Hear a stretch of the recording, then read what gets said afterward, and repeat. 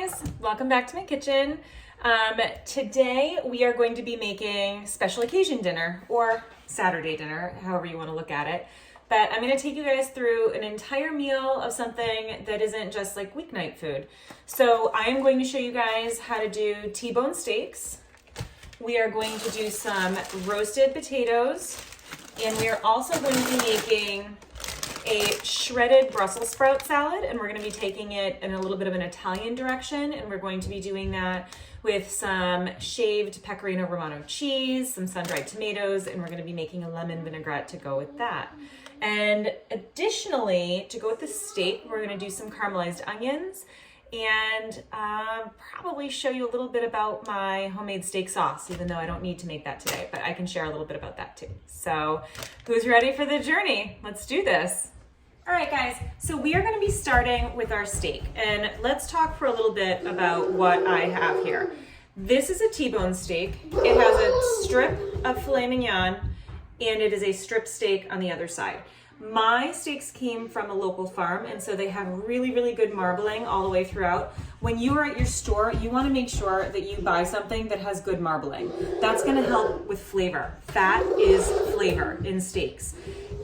I personally also really like filet mignon, and that's a much lower fat steak, but it comes from a completely different part of the animal, and so it stays tender, but it's also very lean. We have to remove some of this fat cap. That's too much fat on the outside of the steak, especially because I'm going to be cooking this inside, and it's not going to completely render, and it's just going to be chewy and disgusting. So that's step one. And I'm going to be using a sharp knife. This is actually a boning knife.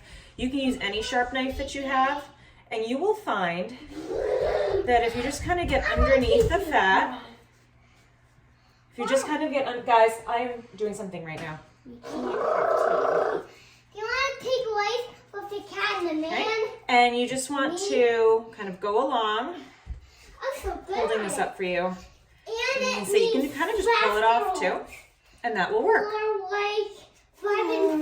All right, I'm going to keep going since the troops are restless. I told you this was real life. I'm sure your children are going to be coming in and asking you about television, like right about now. It's 5 o'clock, so that's life. So anyway, I'm taking off the fat. Not because I'm going to try to make the steak fat-free. This is literally just so that you don't get one of those pieces that's just all fat. If you were doing this as part of a whole roast, say you had the strip loin roast, you'd actually leave a lot more of that fat cap intact because that would render out in the oven, and you'd want that. It would help keep your meat moist and while it's going. All right, the reason I like my curved knife is because I can kind of get around the meat while I'm taking this off, but you use what you have. I have a lot of fun knives because I enjoy the kitchen. As you spend more time in the kitchen, you may find that you collect a few things too. All right. And I'm gonna keep going with this, and I will see you guys in time for the seasoning. All right. So we have really good meat today, so we don't want to overcomplicate the seasoning. Be my guest if you want to go spicy and add to this. I'm giving you a base for you to add what you might want to put. So like we did with the roast chicken actually the other day, we are going to do salt, and for the sake of repeatability, we will measure. We are going to do 1 tablespoon of salt, and we are going to do 2 teaspoons of sugar. Sugar, you're probably wondering. Again, with the sugar. What the sugar is going to do is allow the steaks to caramelize a little bit more while we're cooking. They're actually going to add a subtle sweetness, which is going to be really, really delicious alongside the caramelized onions. And it's also going to help, while we have them sitting here, help everything get into the meat, okay? Because the sugar, like the salt, is going to draw some of the moisture up to the surface and create a really nice crispy edge, crispy crust. So we are going to liberally season the meat because you can't get to the inside of the meat. You gotta make sure the outside is good. And also, I'm gonna be slicing these steaks to serve because this is for my whole family. And so only that outer edge is going to have the seasoning. That when you think about how it's going to be sliced, only the outside edge is going to have that. I have my steak hands holding my bowl now. I'm switching to my other clean hand. The other thing that we are going to put liberally onto this meat is black pepper. Additions that would be delicious in here for spices, if you had them in the house, would be paprika, chili powder, any type of chilies. If you like your steaks more like Cajun flavors, go in that direction, that would be delicious. But we are also feeding children, so we are keeping things fabulously simple. And I'm gonna be washing my pepper grinder. All right. Liberal, liberal, liberal. Seasoned food tastes good. And the reason we are doing this first is because we are now going to let these sit for the better part of an hour to just allow that to get in there. You're gonna see that the steaks are gonna lose some moisture, but don't worry, they're not gonna be dried out. It's really just gonna help draw some of that surface moisture out so that we can have a nice crispy crust.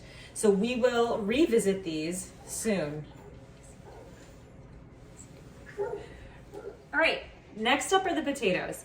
I have my oven preheating at 400 degrees. You could go anywhere from 350 to 400 depending on how crispy you like your potatoes.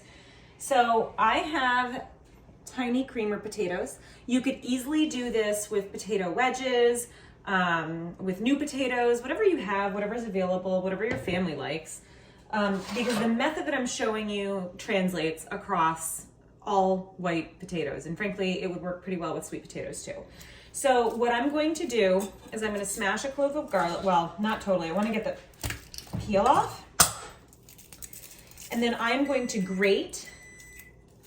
That's my butter. I am going to grate this garlic using my rasp into melted butter. And that is going to be what we cook our potatoes in. Is going to be basically, it's just garlic butter. And it's going to make your house smell amazing. And what steak doesn't like a little garlicky, yummy potato? And if you have rosemary or any of those types of fresh herbs on hand, that would be delicious too. I don't have them. I'm not going to put them on today, but if you did, so good. All right, so the garlic butter is mixed up. I wish you could smell this. It is so good. I did kind of put my finger in it and taste it to make sure it was the right amount of salt. If you had a little like piece of bread around, just like make sure. I wouldn't tell. I mean, right now I'm alone. We're upgrading the guest bedroom, and so we went out and got a new mattress this weekend. And so my husband's putting together the bed frame, and the children who desperately wanted to watch TV and couldn't handle life without television are now using tools with him. So all is well. Earlier today, I ran. I did Peloton classes. I'm not trying to ramble, but they were a lot of fun. 11-ish miles total. You know, as one does on a Saturday in the winter. 11 miles on the treadmill, of course. All right, so potatoes are in half. Let's get to the fun part here. So while I am doing the seasoning part, I don't care what side, up or down they are. But then just all of that butter, all of it is probably 2 tablespoons. All of that garlic. And then use your clean hands. Smear them around. And then this is where you want to make sure they all end up cut side down. So do take the time to do that because that's what's going to make that really, really crispy, yummy. All right. So next up, we are going to be doing the onion. Save your onion skins, guys. It's almost Easter. That is something I'm definitely going to be demoing, are coloring Easter eggs using onion skins. So you should be saving onion skins now. All right. So the reason I'm showing you how to slice the onion for the caramelized onions is because I think that a lot of people are actually pretty intimidated by getting this sucker sliced properly. So we're gonna start with the top, okay? And then because we are gonna be making slices for the caramelized onions and not dicing it, we are going to score the onion like this. See, I made a slit. And then we can take off that outer tough layer. And I'm not gonna get like crazy about like, oh, is it perfect, is it perfect? When the onions are caramelized, no one's gonna see if some of your onions are not a perfect ring or what have you. I mean, honestly, the cooking process hides a lot of the little mistakes. Unless you are Thomas Keller, you're probably not going to be worried about your perfection in the kitchen. And I'm not gonna be either. And if you were making me steak with caramelized onions, I wouldn't care how you cut your onions, just so long as they weren't burnt. So for the slicing,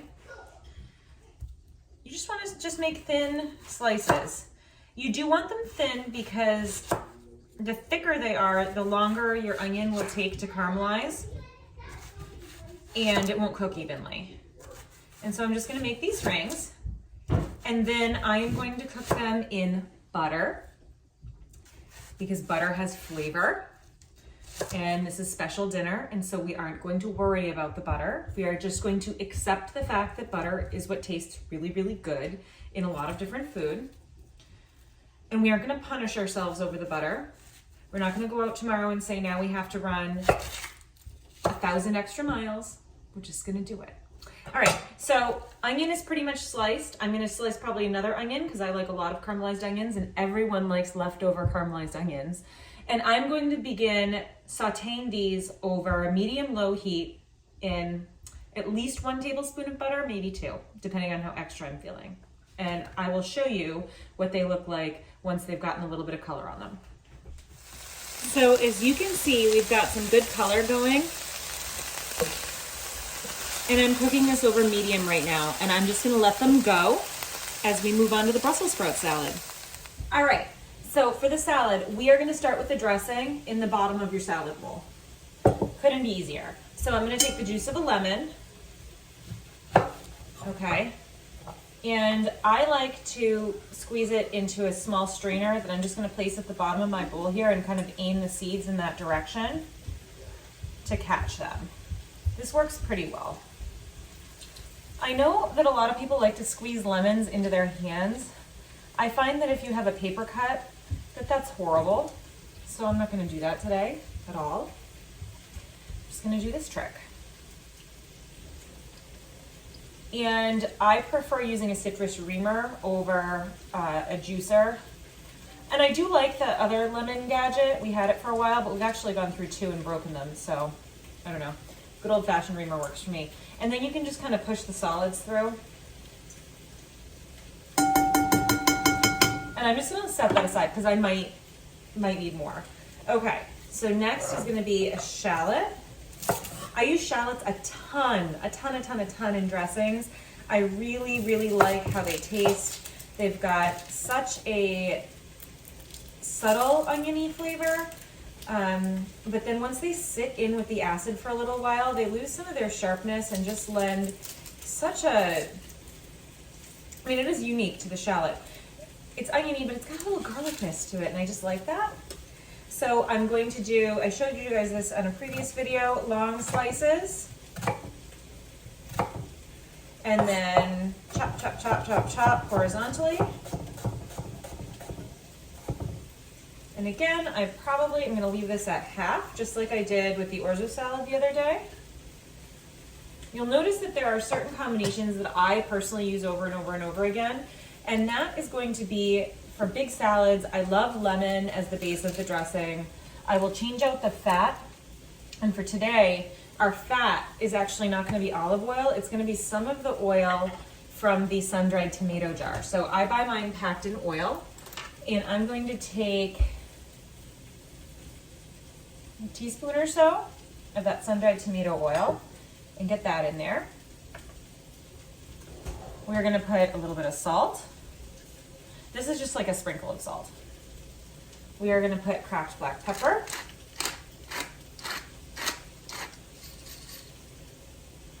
we are gonna put a touch of honey. I'll be right back. Right. This is from one of my husband's father's friend's farm, and it's divine. Just a splish. It wasn't even a teaspoon. That was like a quarter teaspoon.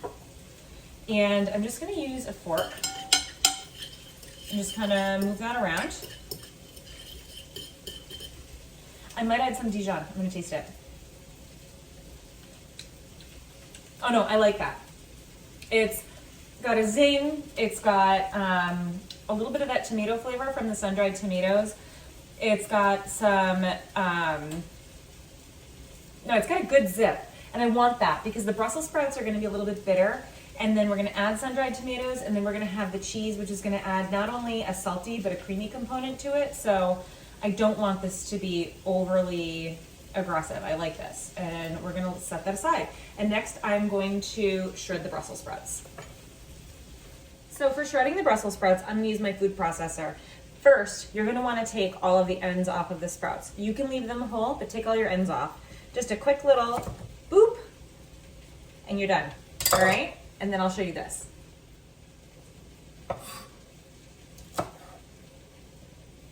I love Brussels sprouts, and I love them raw in salads. And so we do a shredded Brussels sprout salad pretty frequently, and I have a few variations. And I think over time I will definitely show you all of them because it's so versatile.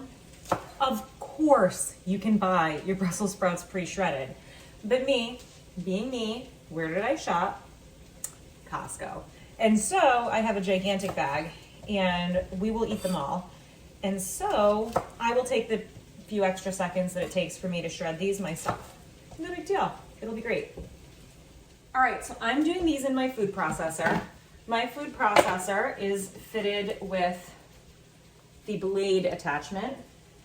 If you don't have a food processor like this, you can definitely just slice your Brussels sprouts thin. It'll take a little while longer, but it doesn't matter. Or you can use like a little hand mandolin, but fingers.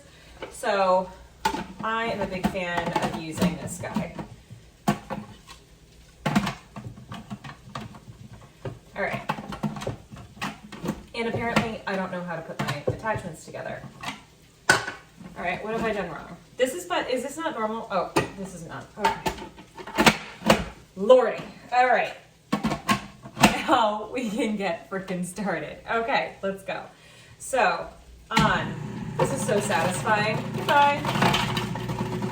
Goodbye, goodbye. Usually Max likes to help me with this part, but he's upstairs doing it. So shred them all and then into the bowl. We are about to put together the salad, but this, my friends, is an excellent time to check on your potatoes. You want to lift one up and see if it's browned. If it is, flip it over. If they feel already soft, turn that oven down to warm because they are done, okay? And it's okay that they have cooked well ahead of everything else because potatoes are resilient and they can wait. So, and actually that makes everything else so much easier because like the potatoes are done, all right? So check them and then salad. All right, I took them out of the oven so I could show you. Is this potato brown yet? I think you can stay a little longer, Yeah, a little longer. So I'm gonna set like a 5-minute timer and then I'm gonna check again.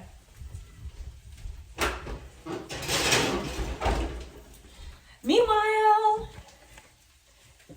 check these guys out. See? Dump them right in. It's just a side dish today, so I don't need the entire bowl full. I don't need 85 pounds of Brussels sprout salad left over because we are making another special dinner tomorrow. So for sun-dried tomatoes, you just want to grab a few. They can be a really strong flavor. We love them though. So I've got like 1, 2, 3, 4, maybe 5. And you just want to give them a slice. Okay. And let them and all of the oil that they were packed in get down in there. All right, and then now my hands are completely greasy. Okay. Okay. Now, I know not everyone's gonna have a gigantic wedge of Pecorino Romano from Costco hanging around, but I do. And so what I'm gonna do is take my vegetable peeler and I'm just going to shave big, long, did you see this? Beautiful strips of cheese into the salad. They're gonna break up a little bit and we're gonna do some more for the top. But doing it this way versus putting grated cheese in gives you that visual cue of what you're eating, because you're like, oh, I'm eating beautiful salty cheese, and you taste it, you know it, you see it. You eat with your eyes first. So doing things like this makes it special. All right, that's probably enough. I've got, a good number of slices. So now we are going to move that around in the bowl. Get all that dressing incorporated. You can't over toss a Brussels sprout salad. You know how with a greens salad, you can really over mix it and everything gets really wilty. Well, Brussels sprouts are brassica. They're broccoli, they are cabbage, they are in that family. So they're not a tender baby lettuce. And so you can get these guys mixed up in sitting in their dressing well ahead of dinner, and they are not going to suffer for it at all. All right, so let's taste a leaf.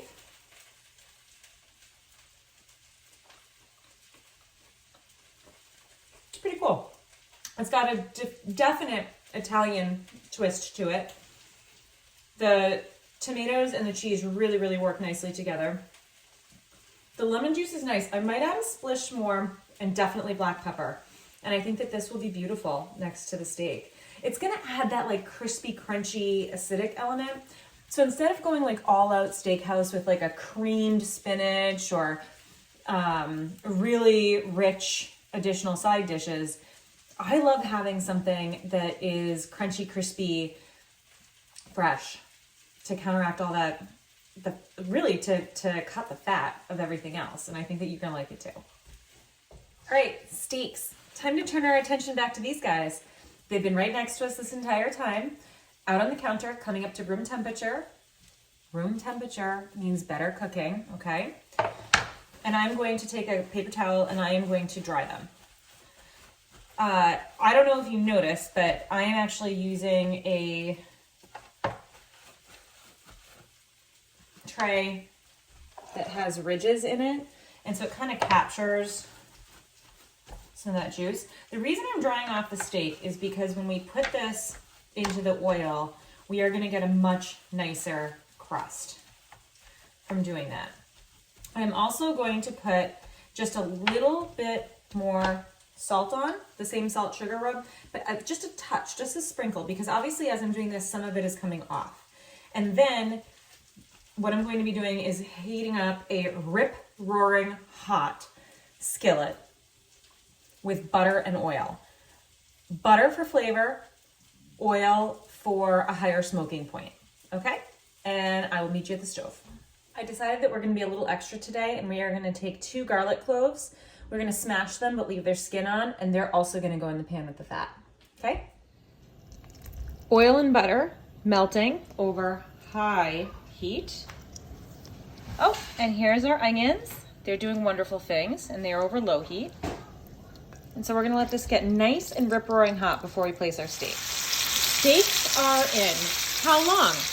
I'm setting a kitchen timer for 4 minutes per side. And that should get me a nice crisp crust. So 4 minutes. That should get me a nice crisp crust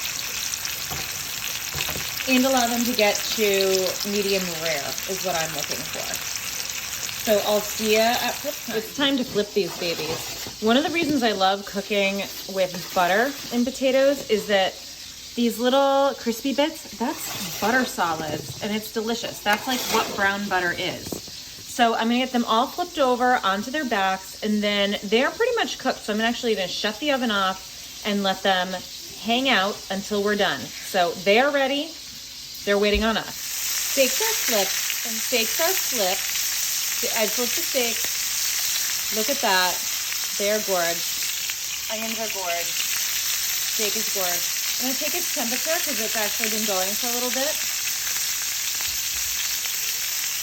and we're pulling these. This is way cut. So the steaks are off, and now the most important thing that we can do is leave them alone, at least 10 minutes. And so I set a kitchen timer.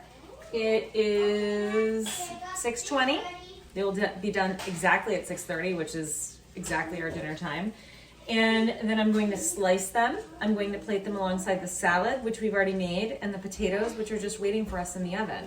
The onions are almost done. And then I promised you guys I was going to talk about steak sauce. So, This is the second one. I make my own. This is good. That sounds very extra. I use a recipe that is extremely simple, and someday I think I'm going to make it. But I think use what you have. And because we've kept it simple, this is a steak sauce, caramelized onions, Brussels sprout salad, potatoes kind of night, right? Okay, don't overcomplicate it. And you can still have special dinner. Now, trust me, I have lots of complications that I will show you down the road. But for now, let's just go with this. So look, I'm eating. I'm having my kitchen stuff. So there are going to be pieces that don't slice off perfectly, and so that's when you can just figure out how amazing you are. And so I just took a slice from over here off the bone.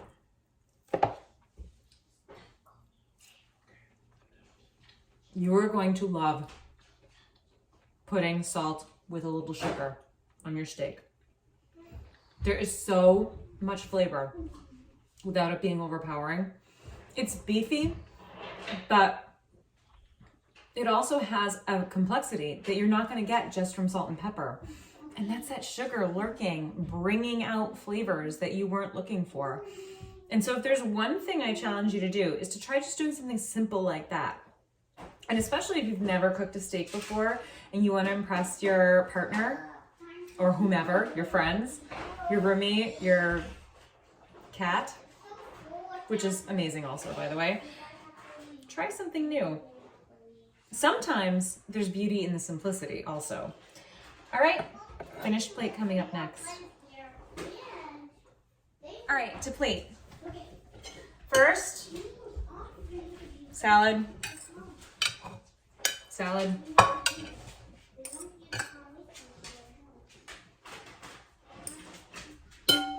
And then take a few, if you're looking to be fancy, take a few strips of the steak, kind of fan them out around and over the salad. Take some caramelized onions, plop them down close but near.